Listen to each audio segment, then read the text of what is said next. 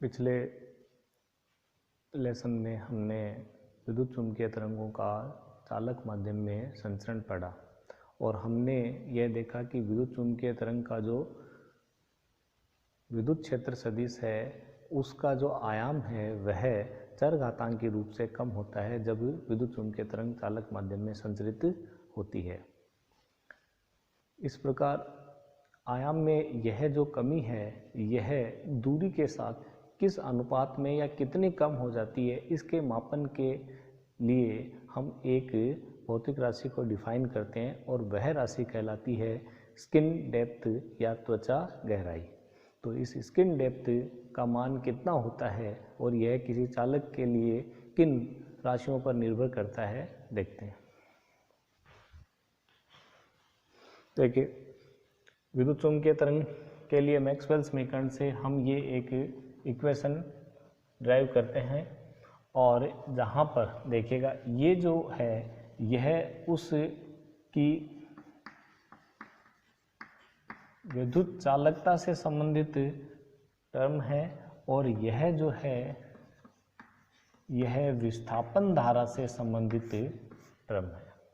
ठीक है, तो चूंकि चालकों के अंदर हम ये कह सकते हैं कि विस्थापन धारा से संबंधित कोई भी पद है वह नहीं होगा। चालक क्या है, एक सतत माध्यम है, इसलिए विस्थापन धारा से संबंधित जो पद है मैक्सवेल का वह इसके अंदर डिफाइन नहीं किया जाता।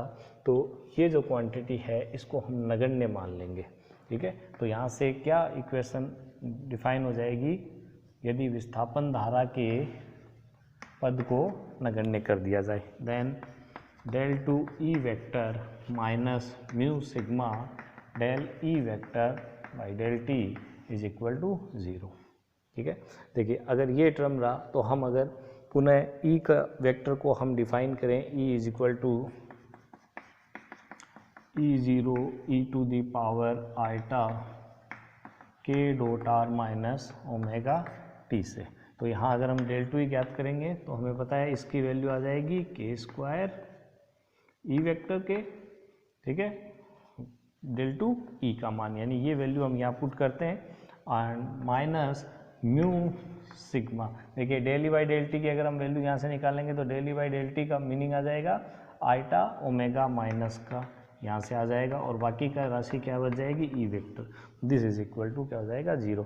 यहाँ से देखिए क्या डिफाइन हो जाएगा, यहाँ से डिफाइन हो जाएगा k square is equal to eta sigma omega eta mu sigma omega. ठीक है, तो अब हम यहाँ के स्क्वायर जो है वह एक क्या आ गया, के स्क्वायर का जो मान है आइटा म्यू सिग्मा ओमेगा आ गया। ठीक है, पुनः हम के को अल्फा प्लस आइटा बीटा के रूप में डिफाइन करें, देन के स्क्वायर क्या हो जाएगा alpha square minus beta square and plus का प्लस का 2 आइटा अल्फा बीटा।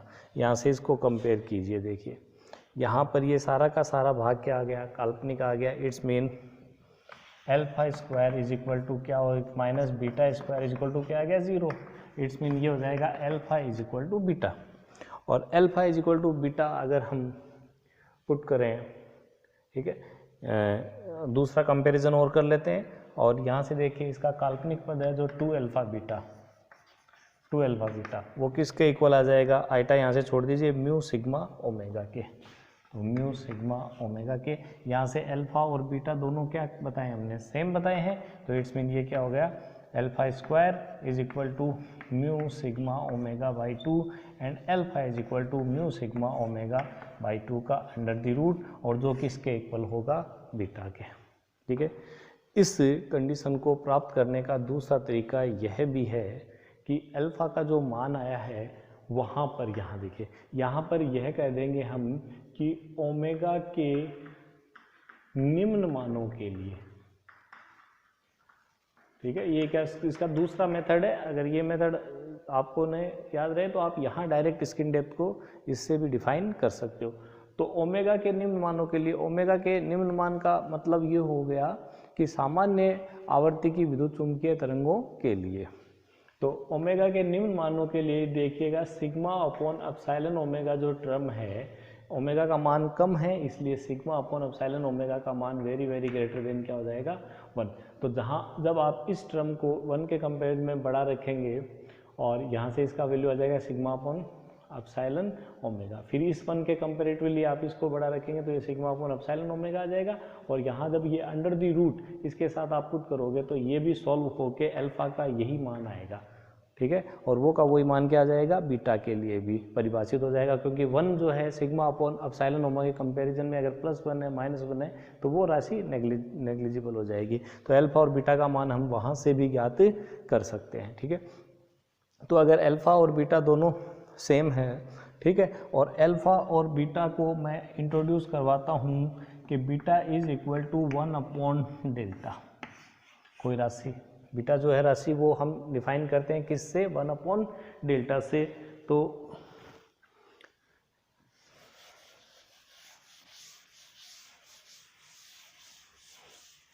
विद्युत क्षेत्र सदिश दैट इज ई वेक्टर, ठीक है, जो आया था विद्युत चुम्बकीय तरंगों के लिए वो क्या डिफाइन हो जाएगा, E0 वेक्टर e⁻ क्या था, बीटा डॉट आर था ना, तो बीटा को हमने डिफाइन कर दिया 1 अपॉन डेल्टा, तो वो हो जाएगा -r upon delta and e⁻i।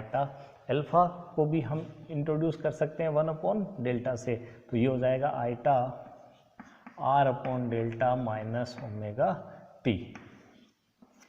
ठीक है। देखिए यहाँ हम इफ r दूरी जो है वो डेल्टा के इक्वल हो, यहाँ से देखिए r और डेल्टा जो है उसकी विमा क्या आई, दूरी r के बराबर आई, मीटर के बराबर आई, तो इट्स मीन डेल्टा जो है वह एक दूरी है, और वो r जो होगा वह अगर मान लो डेल्टा के इक्वल हो तो यहाँ से यह टर्म e⁻ क्या हो गया -1। इट्स मीन जो आयाम है तरंग का, प्रारंभिक आयाम का कितना हो गया -1, समझे ये बात। तो त्वचा गहराई वह दूरी है जिस दूरी में विद्युत चुंबकीय तरंग का आयाम प्रारंभिक आयाम के, ठीक है, प्रारंभिक आयाम ये मान सकते हो कि किसी चालक में विद्युत चुंबकीय तरंग प्रवेश कर रही है, तो उसकी सतह पर जो उस तरंग का आयाम था उस आयाम का कितना हो जाए, यह 1/e भाग हो जाए, तो वह क्या कहलाती है, दूरी स्किन डेप्थ कहलाती है। तो इस दूरी का मान कितना हो जाएगा, since delta is equal to 1 upon beta, तो यहाँ से डेल्टा इज इक्वल टू आ जाएगा √2 अपॉन म्यू सिग्मा ओमेगा, ठीक है।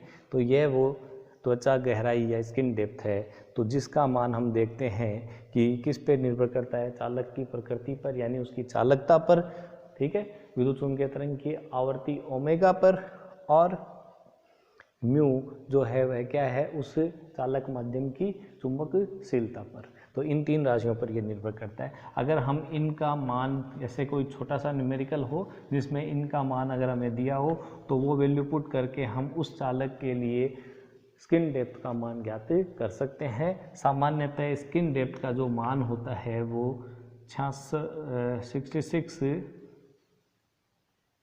माइक्रोमीटर की कोटि का होता है, ठीक है, यानी ये माइक्रोमीटर की रेंज के अप्रोक्सीमेट होता है। तो ये स्किन डेप्थ के बात हुई। इसके पश्चात हम विद्युत चुम्बकीय तरंगों की अनुप्रस्थ प्रकृति देखते हैं चालक के माध्यम में।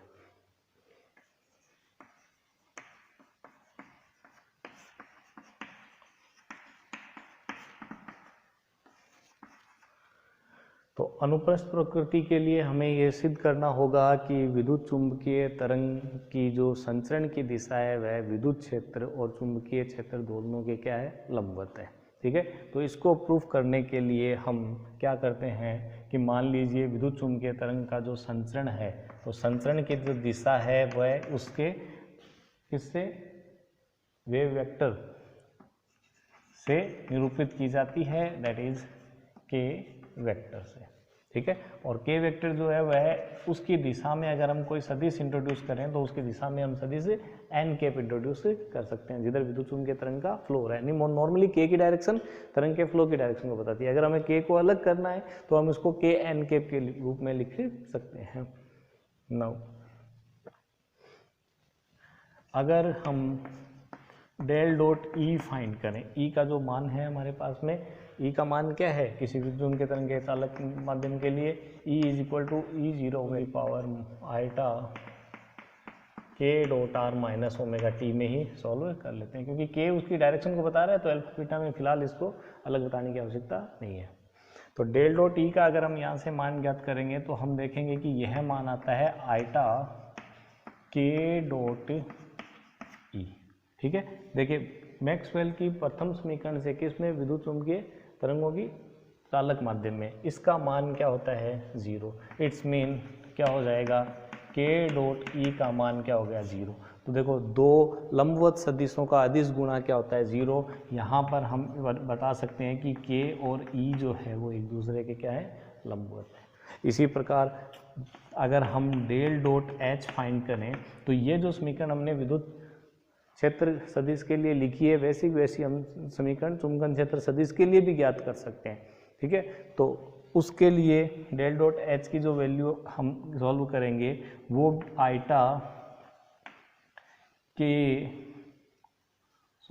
केप नहीं के वेक्टर के रूप में आएगा ये, तो के डॉट एच।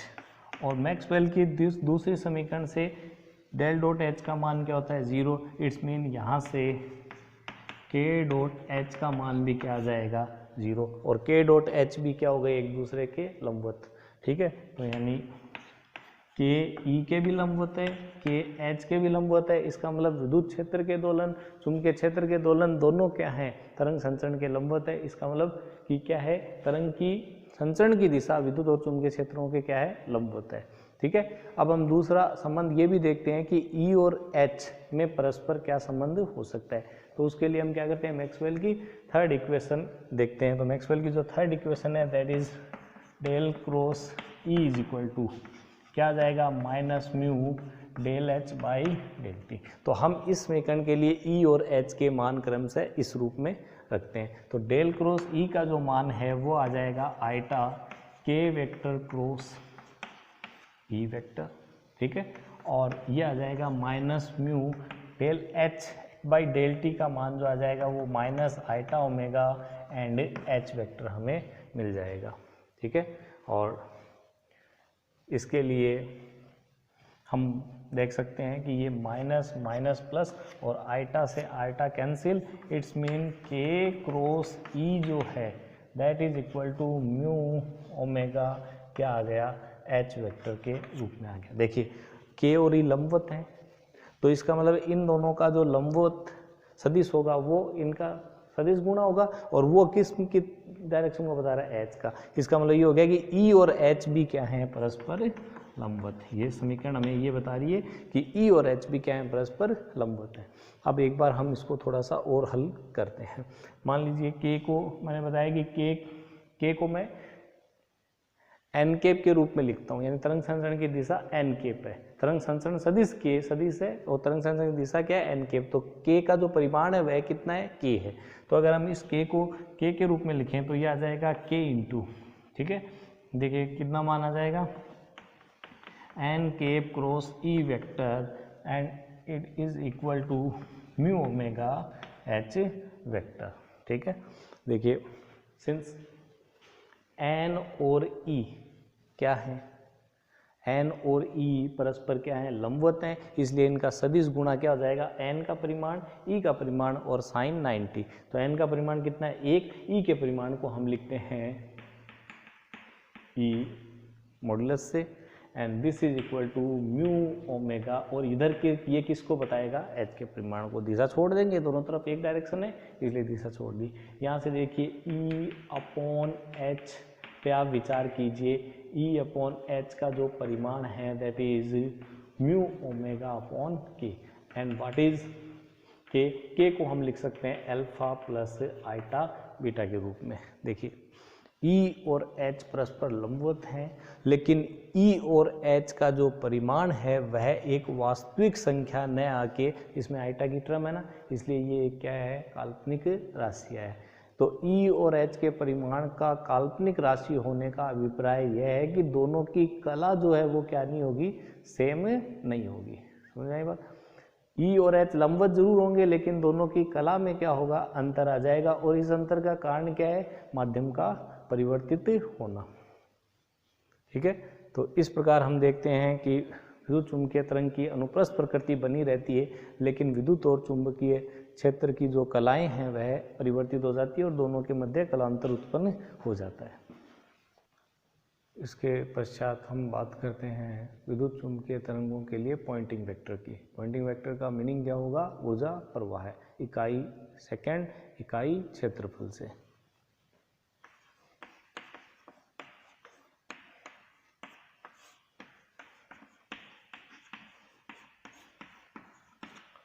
तो पॉइंटिंग वेक्टर S का मान क्या होता है? S is equal to E cross H।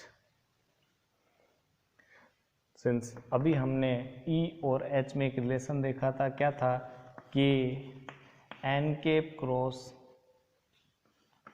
E vector is equal to mu omega H vector. तो यहाँ से हम H वेक्टर का जो मान है that is K upon mu omega, ये वैल्यू हम यहाँ पुट करते हैं। पिछले टॉपिक से हमने ये वैल्यू फाइंड की है। Then S vector is equal to E vector cross, देखो K अपॉन म्यू ओमेगा तो हो गया, परिमाण हो गया, यहाँ सदिश रह जाएगा n cap cross E vector.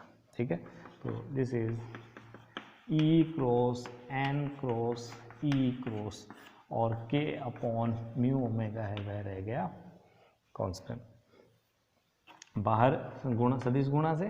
Then E n और A cross B cross C के सदिश का फॉर्मेट लगाएं तो हम यहाँ देखेंगे B A डॉट C, तो E dot E n cap minus C A B, तो A डॉट B, तो E डॉट n कैप और E vector n K upon mu omega. देखिए E और n चूंकि विद्युत क्षेत्र और तरंग संचरण परस्पर क्या है? लंबवत, तो लंबवत सदिशों का अदिश गुणा क्या हो गया? 0, और E डॉट E जो हम वो जानते हैं क्या हो गया? E वेक्टर का मॉडुलस का स्क्वायर। ठीक है, और ये हो गया K upon mu omega n के। तो ये जो पॉइंटिंग वेक्टर है इसका मान ये प्राप्त हुआ हमें।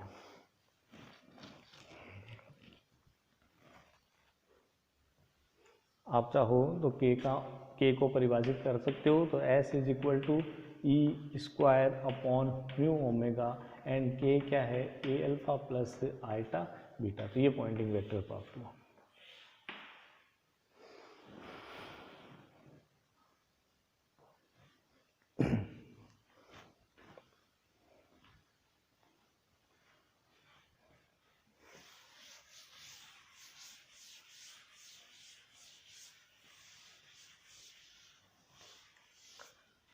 अब हम ज्ञात करते हैं विद्युत एवं चुंबकीय क्षेत्रों के लिए ऊर्जा घनत्वों का अनुपात। तो विद्युत ऊर्जा घनत्व बट्टे चुंबकीय ऊर्जा घनत्व को हम परिभाषित करते हैं, this is 1/2 epsilon E vector square and UM is 1/2 mu H vector square. ठीक है, तो 1/2 से 1/2 कैंसिल, ये परिभाषित किया जाएगा epsilon upon mu and E vector upon H vector का होल स्क्वायर। ठीक है, देखिए E वेक्टर और H वेक्टर का जो होल स्क्वायर है, अगर हम उसकी बात करें तो हम पहले परिभाषित कर चुके हैं, ये हम ज्ञात कर चुके हैं कि K upon mu omega n cap cross E vector is equal to H vector. ठीक है, तो n क्रॉस E को जब हमने खोला तो ये इसका परिमाण आया और ये इधर इसका परिमाण। ठीक है, तो E अपॉन H, E का परिमाण अपॉन H का परिमाण जो है that is equal to mu omega upon K। ठीक है, और E और H का जो परिमाण होता है वह उस माध्यम की क्या कहलाती है? प्रतिबाधा कहलाती है। तो यहाँ से हम प्रतिबाधा को भी परिभाषित कर सकते हैं, ये Z प्रतिबाधा, तो यह E upon H that is mu omega upon K। यहाँ देखो E omega upon E upon H का जो परिमाण है उसका होल स्क्वायर की बात करनी है, तो यहाँ से ये राशि हो जाएगी mu square omega square upon K square का क्या हो जाएगा? रियल पार्ट, क्योंकि ऊर्जा जो है ऊर्जा वो कभी काल्पनिक राशि नहीं होती। इसलिए यहाँ पर हम जो इसके स्क्वायर का लेंगे तो सिर्फ कौन सा पार्ट लेंगे, रियल पार्ट। अब के स्क्वायर का रियल पार्ट आप याद कीजिए, स्टार्टिंग में हमने के स्क्वायर को ज्ञात किया था, वो क्या आया था, k square is equal to, जो वैल्यू आई थी हमारे पास में वो क्या आई थी,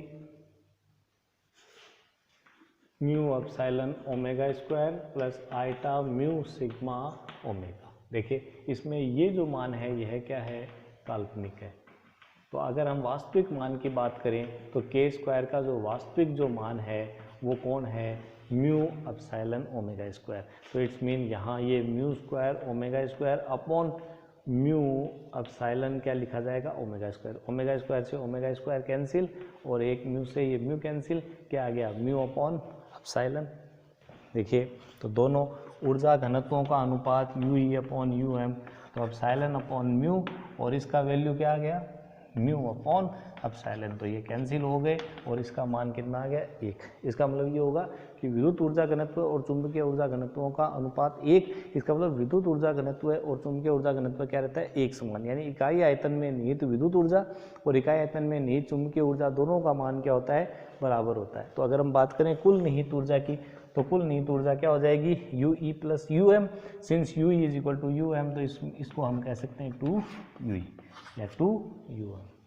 तो ये विद्युत चुम्बकीय तरंगों का चालक माध्यम में संचरण के लिए जो जो प्रॉपर्टीज़ है वो हमने इसमें देखी। इसी प्रकार अगर कल कोई अन्य माध्यम होगा तो उसके लिए अगर आपको विद्युत चुम्बकीय तरंगों की संचरण की गुणधर्म को आपको देखना होगा तो सबसे पहला चेंज हमें कहाँ करना पड़ेगा, उस माध्यम के लिए मैक्सवेल समीकरणों में क्या फ़र्क पड़ता है वहाँ से। बाकी की जो प्रोसेस है वो ये की यही रहेगी। तो मैक्सवेल समीकरणों में माध्यम के परिवर्तन होने के कारण क्या क्या परिवर्तन होंगे, वहाँ से ये चेंजेस हम करते हुए आगे इसका अध्ययन कर सकते हैं, किसी अचालक माध्यम के लिए, किसी आयनित गैस के लिए आदि।